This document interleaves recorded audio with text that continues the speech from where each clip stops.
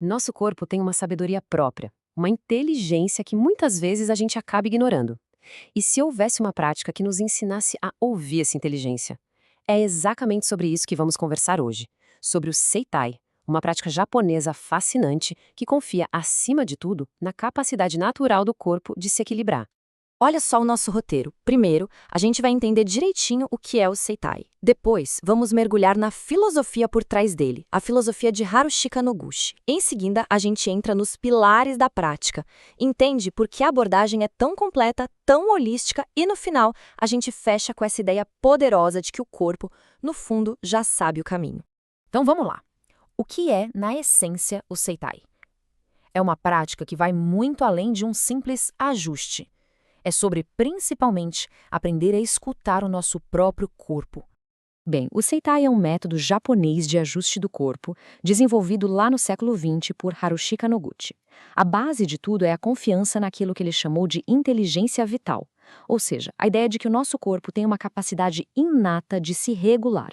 O objetivo, então, não é forçar nada, mas sim ajudar o corpo a restaurar seu estado natural de equilíbrio, sabe? Aumentar a vitalidade e deixar a energia, o famoso Ki, fluir livremente.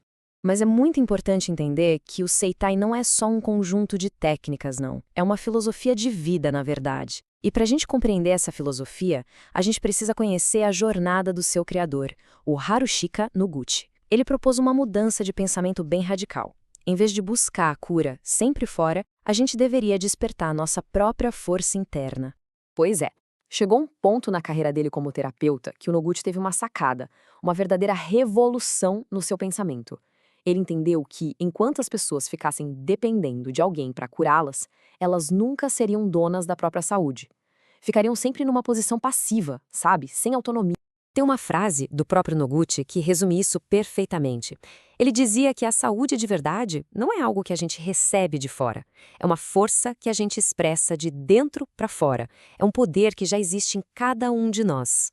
E foi essa filosofia que transformou o Seitai. Ele deixou de ser visto como um tratamento, onde alguém vai lá e conserta o outro, e passou a ser uma educação corporal. O foco mudou completamente. Passou a ser sobre autonomia, sobre a pessoa expressar a própria força. O terapeuta vira mais um guia, que orienta o corpo a encontrar o seu próprio equilíbrio. Ok, mas como isso funciona na prática?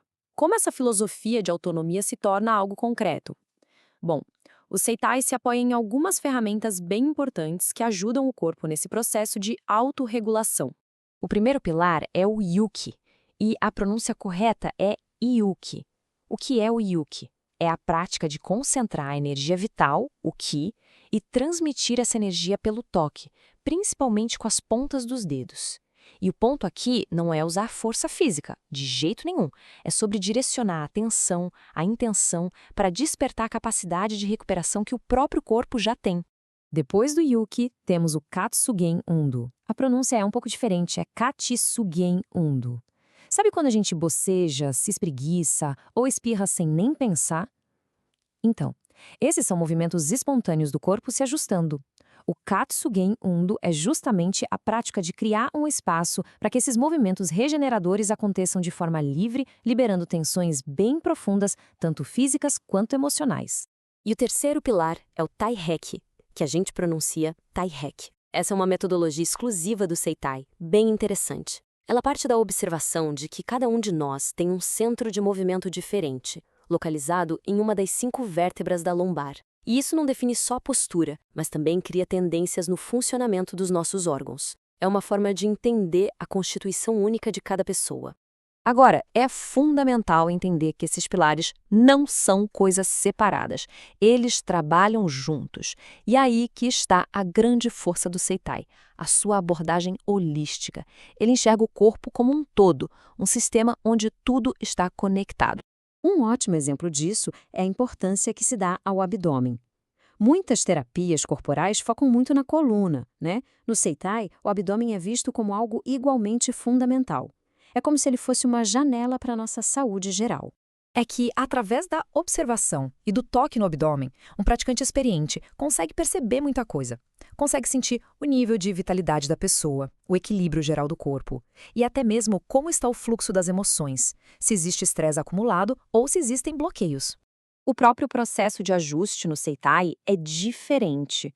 O terapeuta não vai lá e força um movimento. A palavra usada é induzir. É como um convite para o corpo se mover. E muitas vezes o que se faz é usar a resistência natural do corpo, o antagonismo. A pessoa resiste ao movimento e é essa própria força de resistência que é usada para promover o ajuste. É um processo que respeita totalmente a autonomia do corpo. Então, fica bem claro que o foco do Seitai nunca é só o sintoma, sabe? Não é só tratar uma dor nas costas, por exemplo. O objetivo real é bem maior, é restaurar a harmonia e a vitalidade do ser humano como um todo. Porque o sintoma, na visão do Seitai, é só um sinal, um alerta de que existe um desequilíbrio mais profundo ali. E tudo isso que a gente viu nos traz de volta para a mensagem central do Seitai, que é, no fundo, um convite. Um convite para confiarmos na sabedoria que já existe dentro de nós, na sabedoria da própria vida. Assim como outras práticas japonesas, o Seitai tem esse olhar muito respeitoso para a individualidade. Cada pessoa é vista como um ser único, que tem seu próprio potencial de vida, seu biotipo, seu propósito. Não existe a receita de bolo, sabe? O que existe é um respeito imenso pela Constituição e pelo caminho que cada corpo tem. Para a gente fechar, fica aqui uma reflexão que o Seitai nos propõe. E se, em vez de buscarmos tantas soluções fora, a gente parasse um pouco para escutar? E se começássemos a confiar de verdade na imensa sabedoria que já existe no nosso corpo, que talvez só esteja esperando uma chance para ser liberada?